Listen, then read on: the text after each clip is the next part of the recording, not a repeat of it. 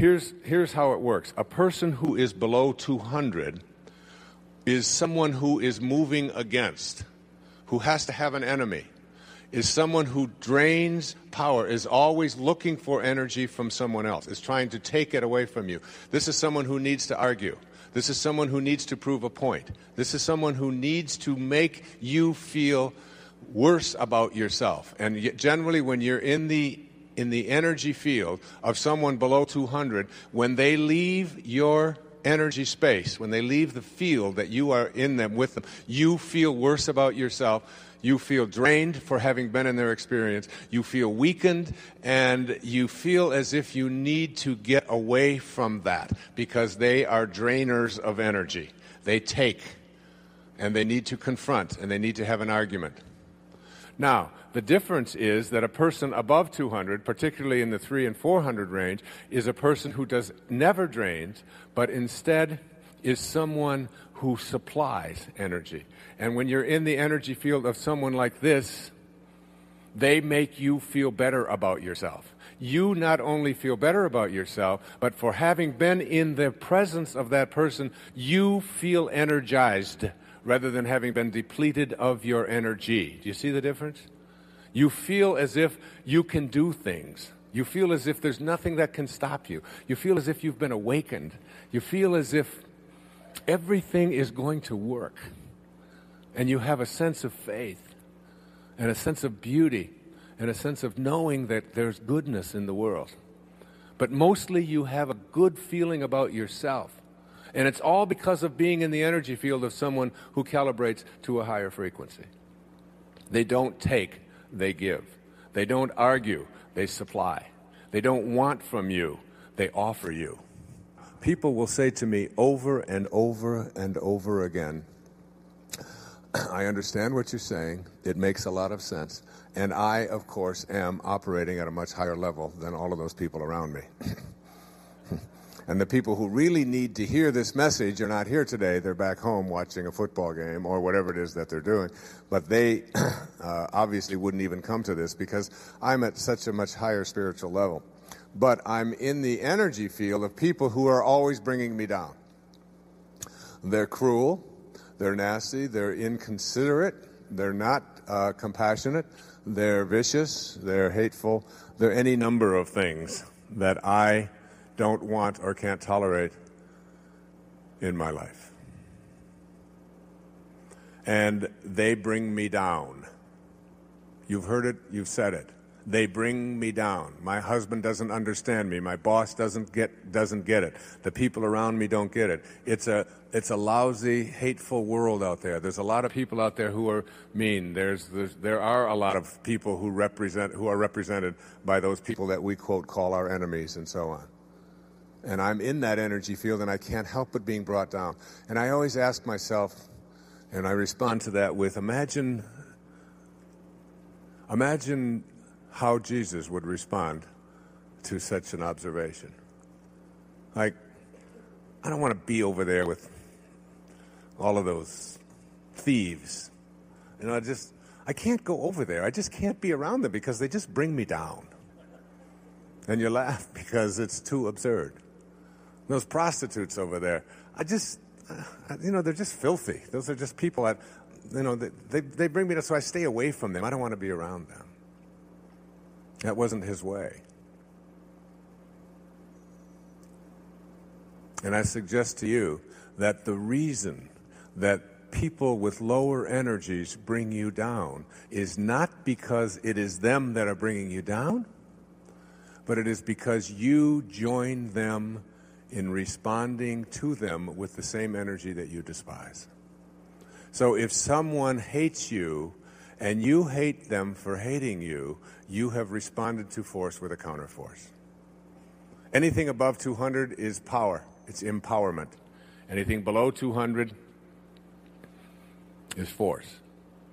If you get angry at somebody for being angry at you, if you get upset with somebody who is upsetting, if you get hateful towards someone who is acting hateful towards you, in your thoughts or in your actions, that is what it is that is bringing you down. But if you learn something else, something that St. Francis taught us in this prayer of St. Francis, this prayer isn't just a Catholic prayer. The prayer of Francesco is an 800-year-old technology for spiritual problem solving. Indeed, there is a spiritual solution to every problem. The essence of gratitude is understanding that every moment of your life is something to be grateful for, and that everything that shows up in your life is something that you will want to be expressing a sense of gratitude about. I speak often about how we take things for granted, and taking things for granted is one of the obstacles to having an attitude of gratitude. Taking things for granted very often, I've often said that I think we should have special days every year in which we appreciate all the different aspects of our being. You know, like we give thanks for our liver on Mondays, on the 3rd of January, Liver Appreciation Day. Or just try to imagine what it would be like if you didn't have that liver. There would be nothing for you to imagine.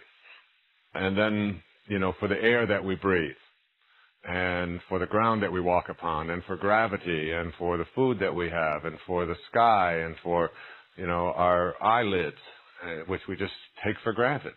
Without them, how difficult it would be for us to get through even an hour of our day. And our toenails, and everything about ourselves. To begin to experience a sense of gratitude. Now, when we're talking about affirmations, and we're talking about manifestation, here we want to look at what it is we are asking to have manifested for ourselves. And remember, we are not creating anything, we're just redistributing, if you will.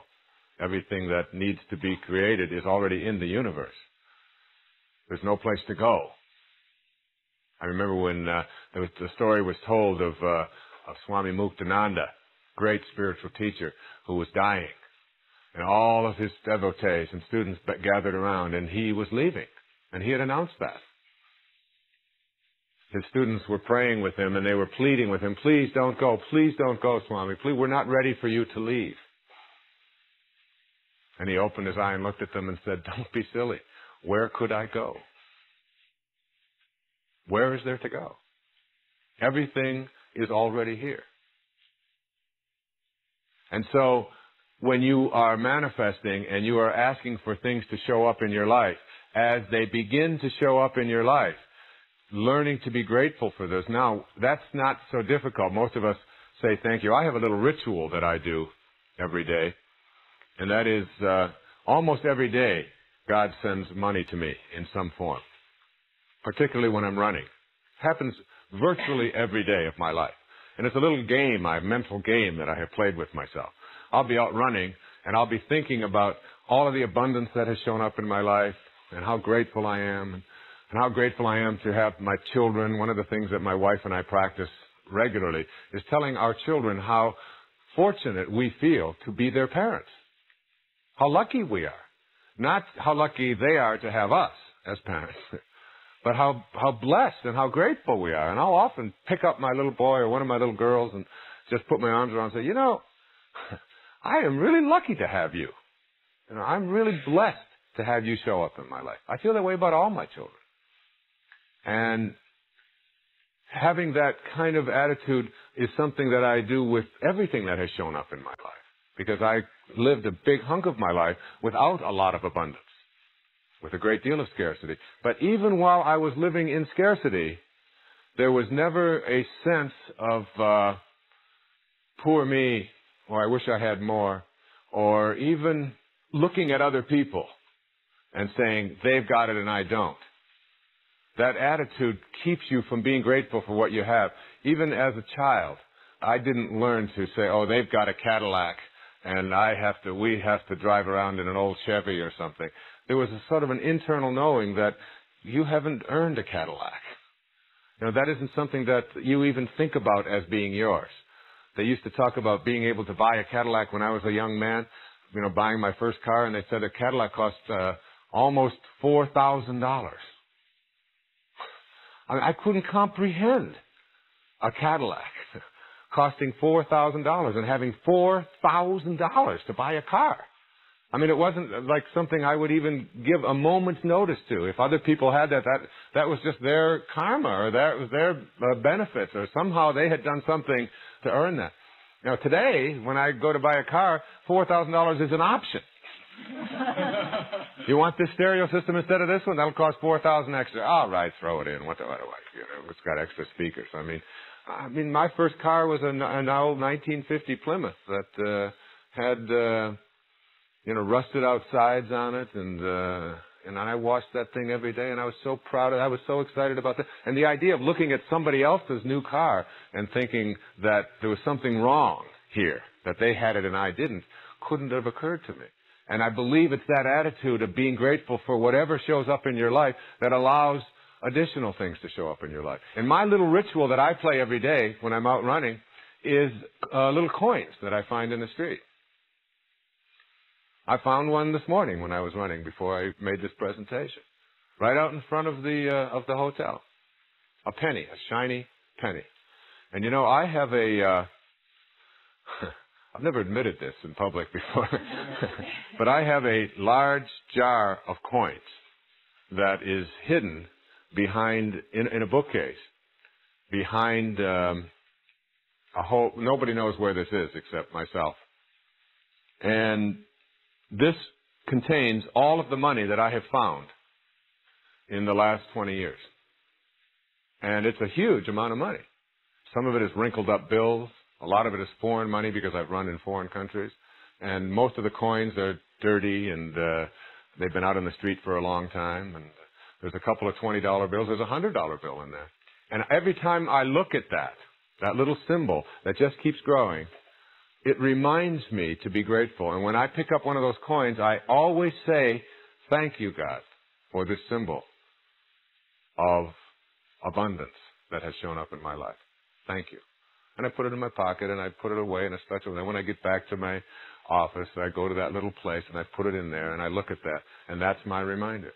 What gratitude does is it keeps you connected to that source which brings things into your life. It keeps that connection open. What gratitude does is it keeps you connected to that source which brings things into your life. It keeps that connection open because gratitude comes from love. See, there's two ways to look at things in your life. There's to appreciate what shows up in your life or to depreciate what shows up in your life. And to depreciate it means to complain about it, to whine about it, to resent it because it's not big enough, it's not shiny enough, it's not what I wanted. That's a depreciation. And appreciation, to appreciate, means to have a sense of being grateful for it. And that most people that I have encountered in my life, and it's why I talk about this in commencement addresses and make this one of the secrets, if you will, for success and inner peace along the extra mile. Most people are spending their life looking for occasions to be offended. And when you are looking for occasions to be offended, you are a depreciator. And you will never have any shortage of occasions to be offended. They're out there all the time. There will always be somebody who will dress differently, whose hair won't look the way you think it should, whose clothes won't match, whose language is something that you don't like, whose demeanor is off or whatever. And you'll find that every day, no matter how nice a beautiful day it might be, there's still a puffy cloud that can come through and ruin it, and they're looking for that. Gratitude, there's a wonderful definition that I use for gratitude. Gratitude is the complete and full response of the heart to everything in the universe. The complete and full response of the heart to everything in the universe. And this gratitude disallows feelings of separateness from what shows up. See, resentment or complaining or fault-finding are things that block you, are obstacles to that free flow. They reinforce the idea that I am separate from that and it's not giving me enough. Gratitude for what shows up and expressing that gratitude with affirmations and regular affirmations of it is a way of keeping that channel clear between you and that divine presence. There's a wonderful little old joke about a lady who was on the beach with her grandson, and she's walking along the beach, and all of a sudden this huge wave comes along and picks up the little boy, and he disappears. And she just goes down on her knees, and she just doesn't know what to do. This is my grandson. Please, God, send my grandson back. I can't stay. What has happened? How could this have happened? Oh, please, I'll do anything. I'll do anything. And all of a sudden, another wave comes along and plops him right back down, right in front of her. And she looks at him, and she turns around, she goes on her knees, she says to God, he was wearing a hat.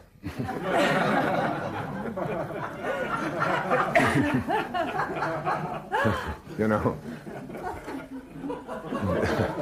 I haven't thought of that story in a long time. This idea is not just, as I said, it's not just good citizenship we're talking about here.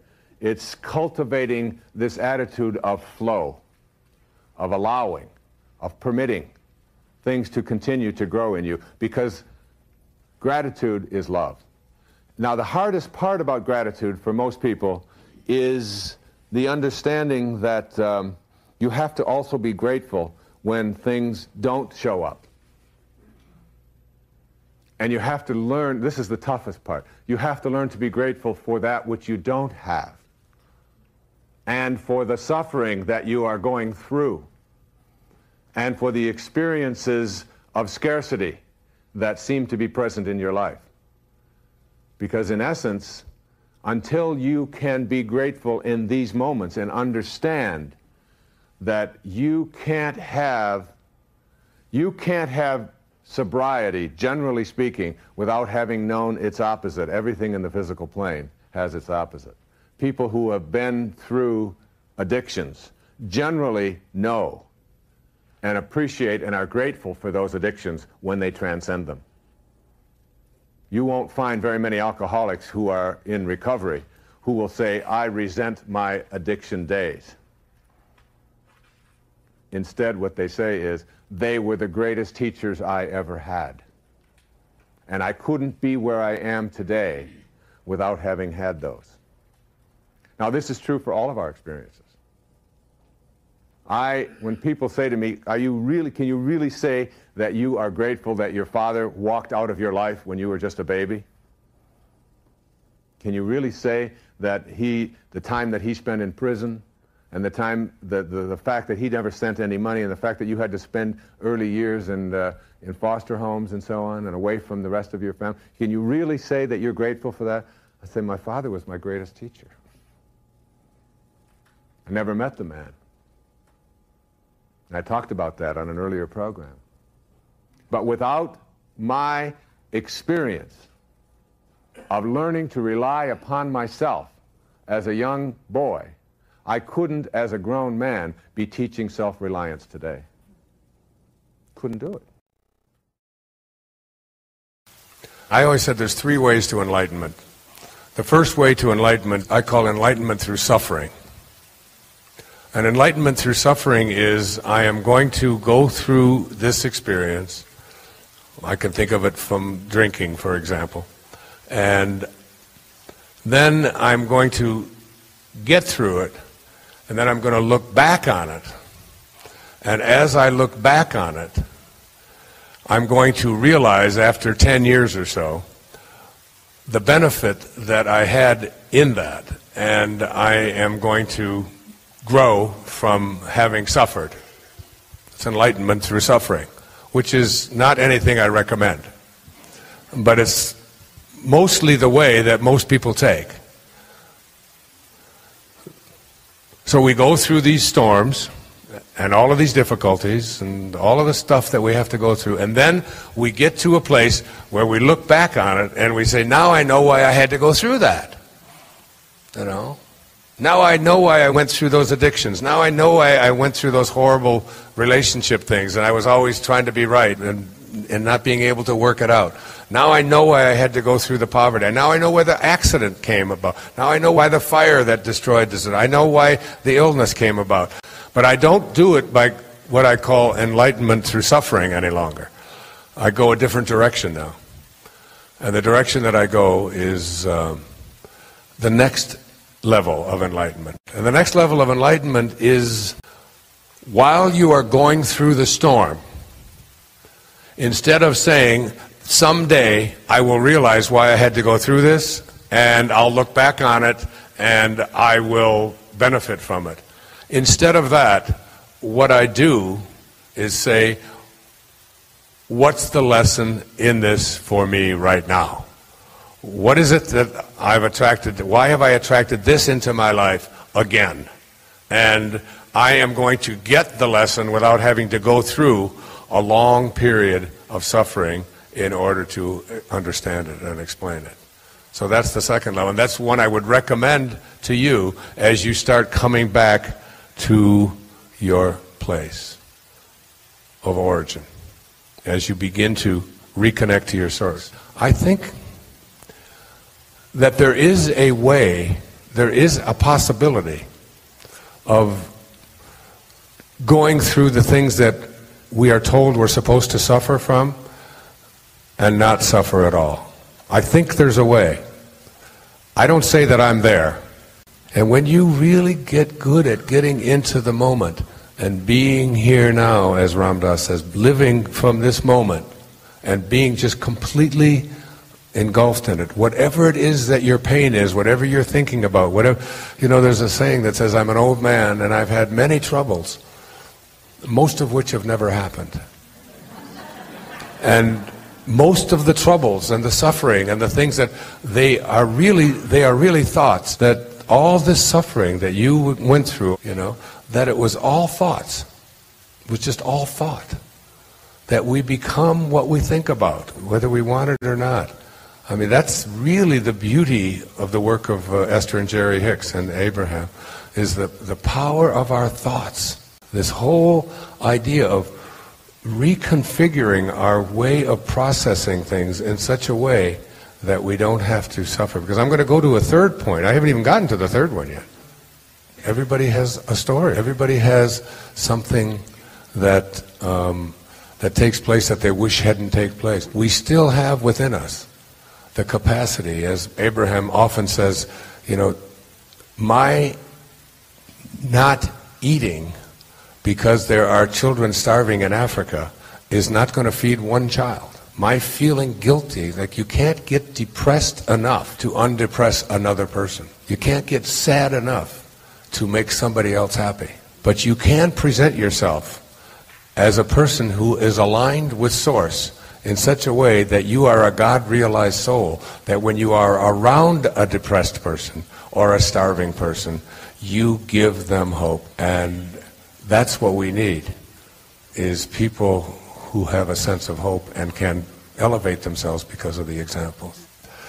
The third way to enlightenment, and that is what I call enlightenment by getting out in front of it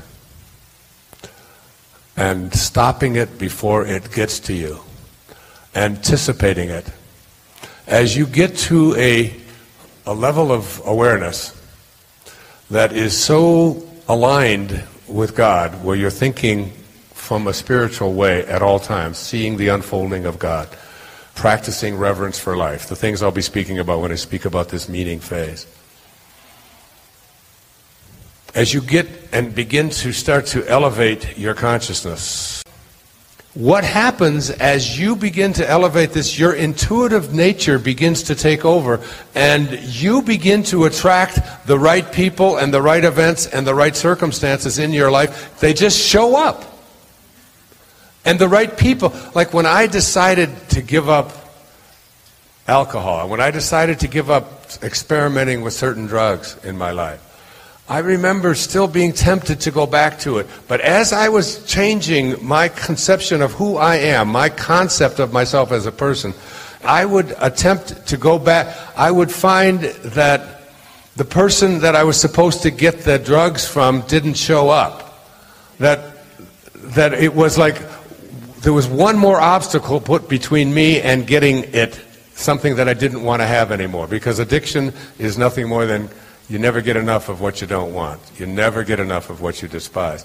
And instead of my just going and making it easier, there'd be one more step, and then there'd be another step, and then I'd have to pause. And before you know it, it would be over. The temptation would be gone. And the right people would begin to show up. That's an extreme example. So now you can see it coming. And you get out in front of these things that used to cause you suffering, that you used to have to deal with in the present moment. And now, when they're on their way, you can deflect them. You can make them go away. I want to tell you something that I think will be very, very helpful to you. I want you to think about the troublemakers in your life.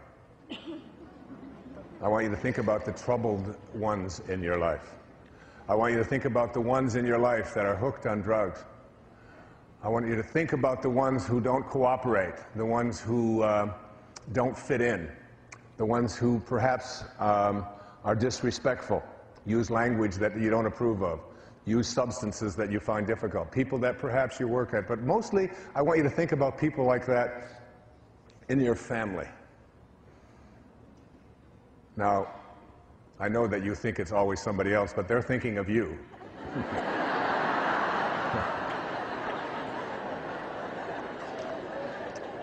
And I want to tell you about how consciousness expands in every direction when you take these people who are your greatest teachers, the people who have come into your life to teach you how to love them through what it is that they're struggling with, what it is that they are going through. It's just, there's a need there, a need to be loved, that it's very difficult to love certain people under certain circumstances in certain ways, particularly when they behave in ways that are so troublesome to you. Anybody in your life who can push a button and send you into a frenzy is the person who's your greatest teacher. You know why? Because they teach you that you haven't mastered yourself at this moment. You don't know how to choose peace. In A Course in Miracles, there's a wonderful line that says, I can choose peace rather than this. Whatever it is, I can choose peace. I want to tell you about a woman, her name was Peace Pilgrim. Peace Pilgrim was a woman, an elderly woman who walked around the country, and all she did, dressed in white, was go into different communities and she would just talk about peace. That's all she did. She talked peace wherever she went. And in the process of talking peace, there would be no ads, and no one knew her name. She was just called Peace Pilgrim. I believe there's a website about Peace Pilgrim today. And in her journal, Peace Pilgrim, this woman who devoted her life to peace, talked about the Bamemba tribe in South Africa. And I want to share this with you because this could be one way of returning spirit to the place in your home where there's emptiness, where there's hurt, where there's pain, where there's fear, where there's anger, where there's worry. In the Bamemba tribe, Peace Pilgrim says, when a person acts irresponsibly or unjustly, he or she is placed in the center of the village, alone and unfettered. All the work ceases. The entire village gathers around the accused individual. Then each person of every age begins to talk out loud to the accused. One at a time, each person tells all of the good things the one in the center ever did in his or her lifetime. Every incident, every experience that can be recalled with any detail and accuracy is recounted. All positive attributes, good deeds, strengths, and acts of kindness are recited carefully and at length. No one is permitted to fabricate, to exaggerate, or to be facetious about the accomplishments or the positive aspects of the accused person. The tribal ceremony often lasts several days, not ceasing until everyone is drained of every positive comment that can be mustered. At the end, the tribal circle is broken, a joyous celebration takes place, and the person is symbolically welcomed back into the tribe. Necessity for such ceremonies is rare. Now, I'd like to think about that in terms of what I learned since the family meeting that I called a decade or so ago. If I were to do it over, I would place this beautiful child in the center of that circle, and I would have everyone talk about the wonderful things about her, about however, wherever we go, she just always thinks about the downtrodden. Dad, can we just take some donuts out to these workers, these migrant workers? They never get to have just some. Can't we just go over there? Come on, Dad, let's just take them some donuts. Can't we just do something nice for this person? I would tell them about the time that she went over on Mother's Day and bought a little trinket for her mom and wrote a little poem next to it. I would talk about how she made us laugh all the time when she was a baby, and with that little tongue of hers and the little words that she made up and that funny little way that she walked and her own sense of independence. And we would go on and on and on with this. And if we can teach those who are troubled, those who cause us pain, those who use language that we don't approve of, those who dress in ways, those who do things to their bodies that we don't think they should do, if we can just immerse them in a culture of acceptance and love, even if they're behaving in ways that seem so anathema to you, if you can just find a way to continue to do that, eventually that spirit has to raise, and your consciousness expands in every direction. Learning to think from the end rather than about the end. People say, well, you're so productive, you get so much done, you've written so many books, you've done so many CDs, you've done all these PBS shows, you've done movies, and you know what? I basically think I screw off a lot. I don't really think I do that much at all. I mean, you can't even imagine. I mean, I take time to exercise 3.5 to 4 hours every single day of my life, every day. My kids will tell you. I swim in the ocean every day. I do yoga for 90 minutes, almost every single day of the week. I walk at minimum an hour and a half every day of power walking on top of all of the other things. It's hard for me to imagine myself not doing, because my imagination is so strong and such a part of what it is that is my life, that how it manifests isn't nearly as significant as that I keep my imagination sharp and focused. And I want to read you a little bit of Neville. It's a book, Moving from Desire to Wishes Fulfilled, by Neville. The great secret is a controlled imagination and a well-sustained attention firmly and repeatedly focused on the object to be accomplished. It cannot be emphasized too much that by creating an ideal within your mental sphere, by assuming that you are already that ideal, you identify yourself with it and thereby transform yourself into its image. Thinking from the ideal instead of thinking of the ideal. Thinking from the ideal instead of thinking of the ideal. Every state is already there as mere possibilities, as long as we think of them, but as overpoweringly real when we think from them. This was called by the ancient teachers subjection to the will of God, or resting in the Lord. And the only true test of resting in the Lord is that all who do rest are inevitably transformed into the image of that in which they rest. You become according to your resigned will, and your resigned will is your concept of yourself and all that you consent to and accept as true. You, assuming the feeling of your wish fulfilled and continuing therein, take upon yourself the results of that state. Not assuming the feeling of your wish fulfilled, you are ever free of the results. The truth that sets you free is that you can experience in imagination what you desire to experience in reality, and by maintaining this experience in imagination, your desire will and must become an actuality. Again, the truth that sets you free is that you can experience in your imagination what you desire to experience in reality, and by maintaining this experience in imagination, your desire will become an actuality. Now, all I can say to you about that is that it really works. The first part of this is the power of your imagination. The second part of what I'm speaking about here is thinking from the end. The third concept, after thinking from the end, is these words. If you're taking notes, I want you to really have them underlined. These are the words that Neville has spoken that really resonated with me. He said, you must learn to assume the feeling of the wish fulfilled. Assume the feeling of the wish fulfilled. Whatever it is that you have in your imagination, this is the only tool that you have for bringing it into reality, for hardening it from a thought to perhaps first an image, and then a condition, and then an event, and then an object. That your imagination is the only place that you can make all of this happen.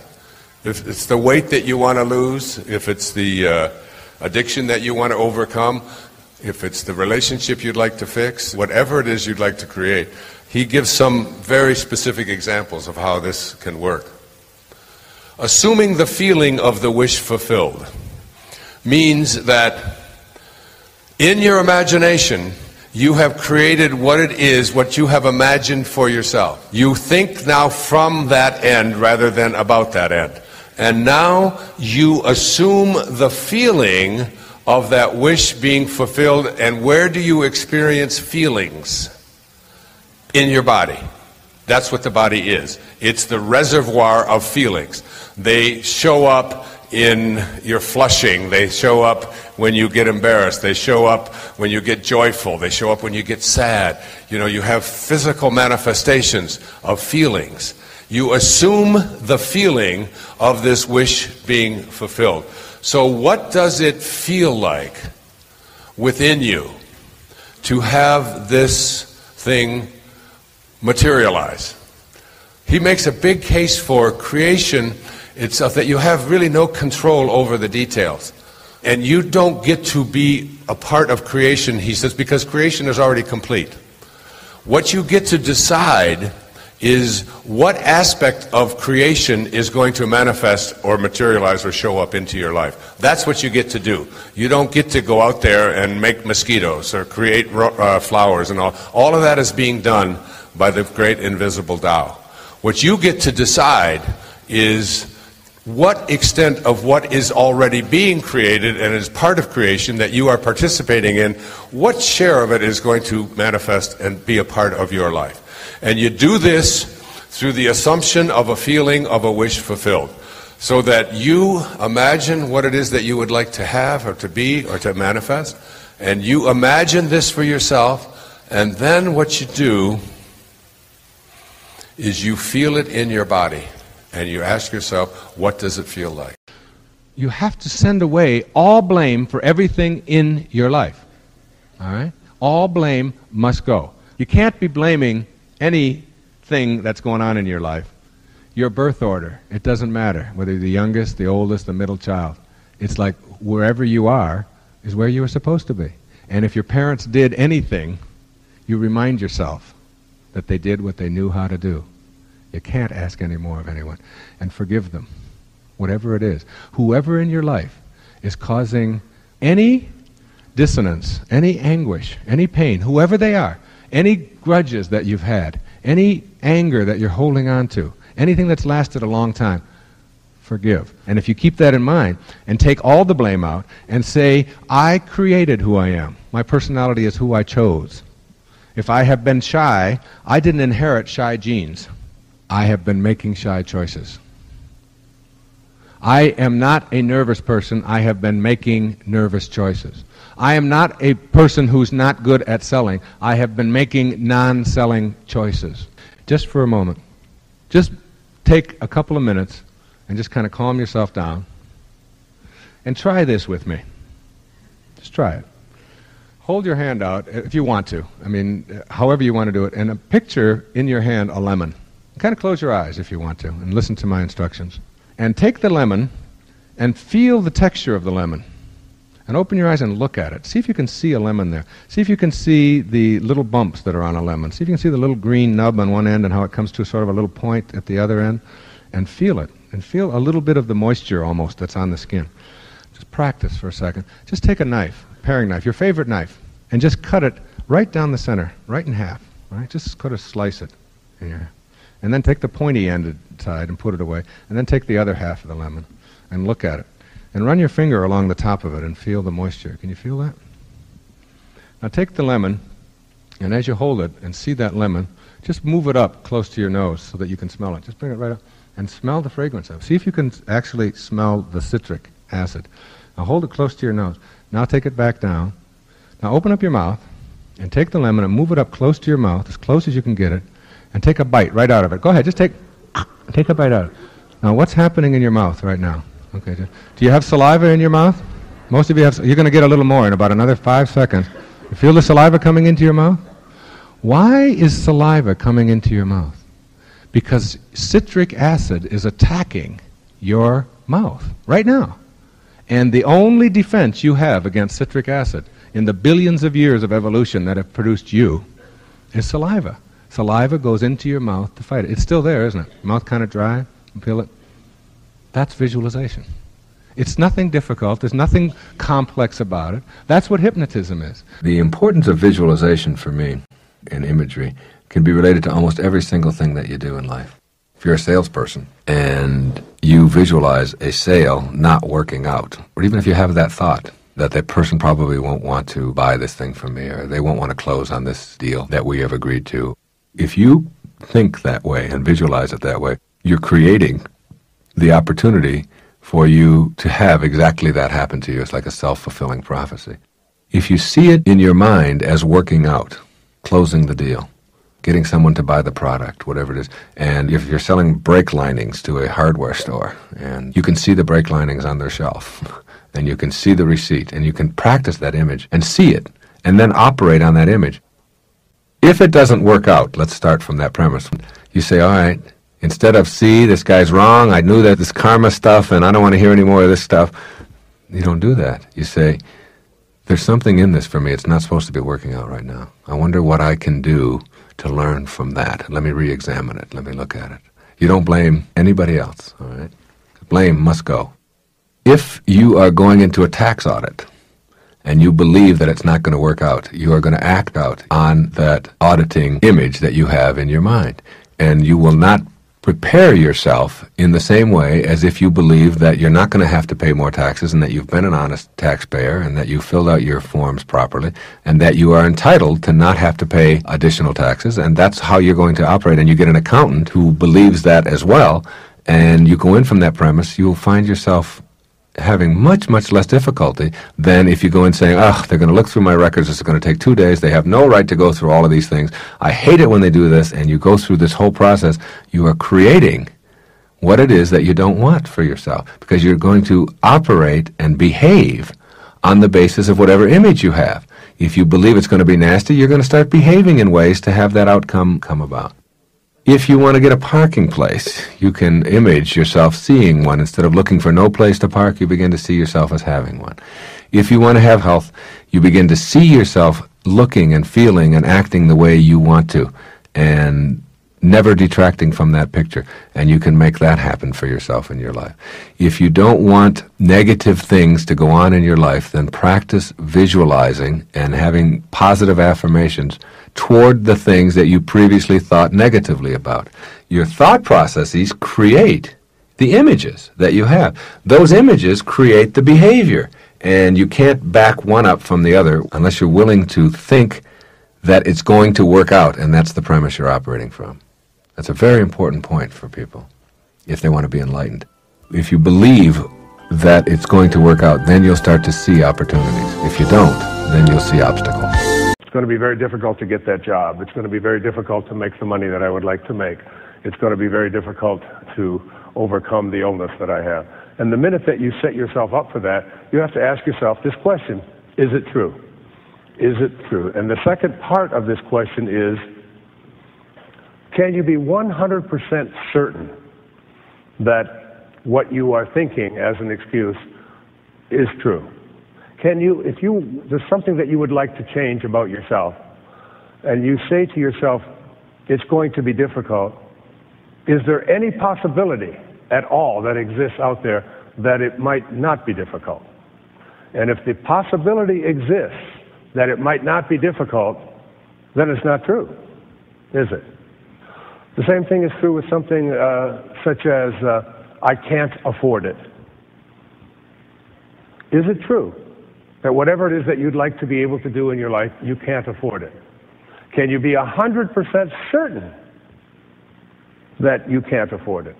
Let me ask the audience, how many of you, by a show of honest hands, have ever had the experience of believing that you needed the money to do something, but you didn't have it, and then you came home or something happened, you got a telephone call, and unexpectedly, the financing for what it is that you would like to be able to do was there. It was a check, it was whatever, and it just showed up, a tax refund.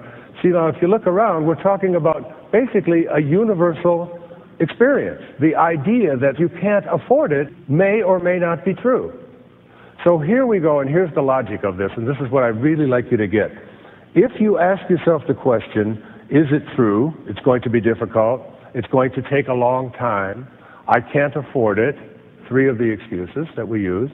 And you say to yourself, it may or may not be true, which is the case, then you ask yourself, well, what's the reverse of those 3 excuses? It's going to be difficult shifts to what? It's going to be easy. Now, is that true? Or it may or may not be true. In fact, it may be very difficult, or in fact, it may become easy. You don't know. So now you have a choice. You have 2 thoughts, both of which may or may not be true. One will keep you from getting what it is that you would like. It's going to be difficult. The other one, which is equally may or may not be true, is going to lead you to where you would like to be. Why would you pick the first one? Why would anybody pick the thought that may or may not be true that's going to lead you away from what you would like, instead of the thought that it's going to be easy, which may or may not be true, but at least when you think it, you have the option then, because you understand that you become what you think about, whether you want it or not. So if you're thinking that it's going to be easy, then you will act upon that thought. Like when I sat down to write this book that this program is based upon, one of the first things that I do is I take another book that I've written or that somebody else has written, and I take a cover. I always ask my publisher, come up with a cover. This is the title. And they come up with a beginning cover. And I wrap that cover around it, and I have the book, Excuses Be Gone, looking right at me every time I sit down, because I'm thinking from the end rather than about the end. And I believe if I'm looking at it, it's already here. And if it's already here, this is going to be easy, because it's already done. All I have to do is do whatever it takes to complete that. On the other hand, if I say this is going to be very difficult, the first thing I will do, if I know that it's going to be difficult, is probably postpone it. And say to myself, why should I do difficult things? I can just go and lie down. That's easy. Now, you can do this with every single one of these 18 excuses that I'm talking about here in this program. You can do the very same thing. Can you be 100% certain that it's true? No, I can't be 100% certain that it's true. Okay, what's the reverse of that thought? Well, it's going to be easy. It's not going to take a long time. Is that true? No. Can you be 100% certain that it's not true? No, I can't be 100% certain. So why have you all of these years been opting for the, it's going to take a long time, it's going to be difficult, I can't do this, I'm too old, it's too risky, all of them, everything that you see out there, it's not my nature, I'm not strong enough. And as you begin to examine these, and I learned a lot of this from my teacher and a woman that I adore, I think is one of the great, powerful teachers on our planet, a very close personal friend. Her name is Byron Katie. And Katie has something called The Work, and I have taken a few of the things that she taught me and put it into this excuses be gone paradigm. She, to me, is a woman who walks her talk every moment of her life. She's nothing but pure love. So this idea of looking at something that may or may not be true, recognizing that if I reverse it and allow myself to think that thought, that at least the one that says it's going to take me where I would like to go is the one that I want to hang on to, okay? Gratitude is your expression of acknowledging the oneness of the universal energy working in cooperation with your desires. Let's look at the nature of gratitude. Gratitude is the complete and full response of the human heart to everything in the universe. It is the absence of feeling alienated or separate. It represents our full acknowledgement and appreciation of the energy flowing through all things and brings gifts to us in the form of the fulfillment of our desires. Gratitude recognizes that nothing is to be taken for granted, and, most important, it is an expression of complete, unconditional love in the form of a thank you to the God Force that is in all things. It is a way of being one with the God Force in full inner serenity. It recognizes that the spirit within ourselves is the same as that which sustains all life on the planet. Gratitude then represents the whole of ourselves. When we feel grateful and give thanks, sending out this kind of loving energy to the world in the same fashion that we did when we were asking for our heart's desire to be manifested, we feel complete. Gratitude allows us to feel more connected to that for which we are grateful. Gratitude acknowledges that we are the recipients of the generosity of others, of life, and of the universal spirit. Gratitude contributes a loving response to the whole of creation and to your relationships with creation. That relationship illustrates for us how interconnected and interdependent everything is, including the manifestations in our lives. When we understand the nature of gratitude, we can more clearly identify those things within ourselves that are obstacles to practicing gratitude. Gratitude is an inner process. It is an attitude of thankfulness, even when things do not appear as we would prefer. Rumi once wrote, "Don't grieve for what doesn't come. Some things that don't happen keep disasters from happening." Gratitude is a way of experiencing the world with love rather than judgment. The three most common obstacles to an attitude of gratitude originate in your mental processes. The first is simply called fault-finding. You always have the choice to be love-finding or fault-finding. The fault-finder focuses on what is wrong and what is missing. That focus shows up as criticism, judgment, and anger. The feeling is of being against the manifestations that appear in the world rather than being for what one receives. As we think, so shall we be. If you are using your mind to think about what is wrong and what is lacking, this is precisely what will manifest for you. Finding fault, rather than being grateful and being a love finder, guarantees that you will not be able to participate in the co-creation of your life and the fulfillment of your desires. A second obstacle to an attitude of gratitude is called simply complaining. The complainer always feels shortchanged and deprived and consequently becomes envious and bitter toward those who seem to have been blessed with what is missing in his or her own life. The inner experience of complaining leads to being angry at the universal source that seems to have denied you the benefit of its infinite supply. Complaining is an expression of the absence of love in your inner world. When you feel love, there's no room for being upset with God for not delivering your ego's demands.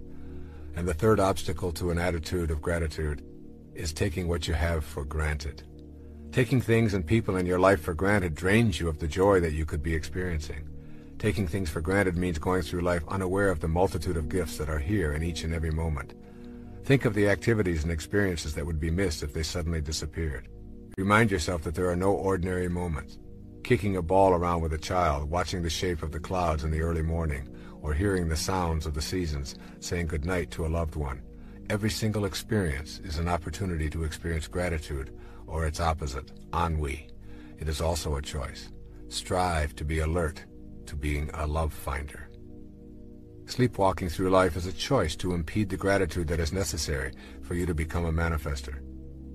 If you take everything for granted, you will never be able to see the clues that will give you the impetus to take action on your desired manifestation.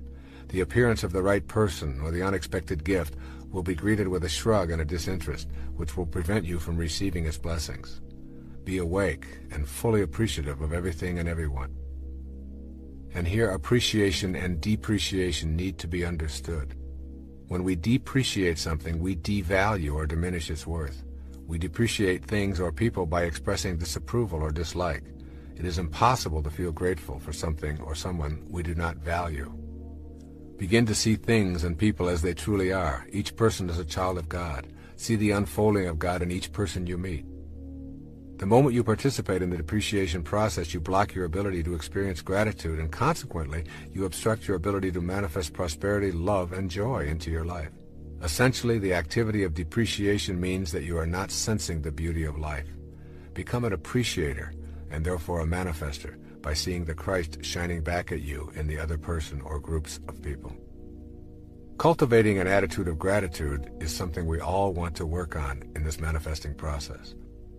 Make the shift to being grateful for all that you are and all that you have, and you will facilitate your ability to manifest into your life the essence of all that you desire.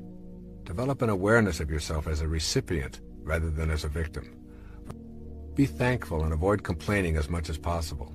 Catch yourself as you are about to find fault with someone or some condition.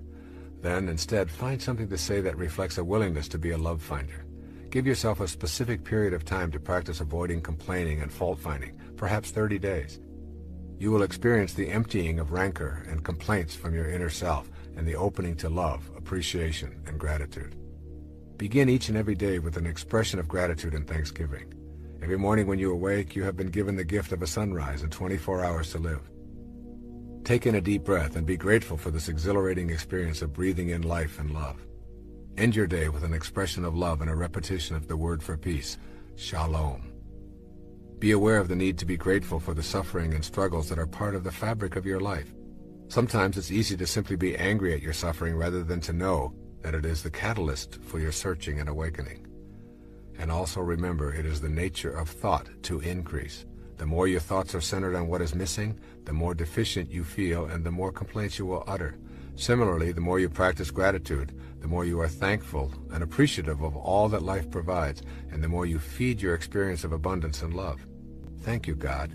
I see you working in my life, and I acknowledge with love my appreciation for all that you bring to me.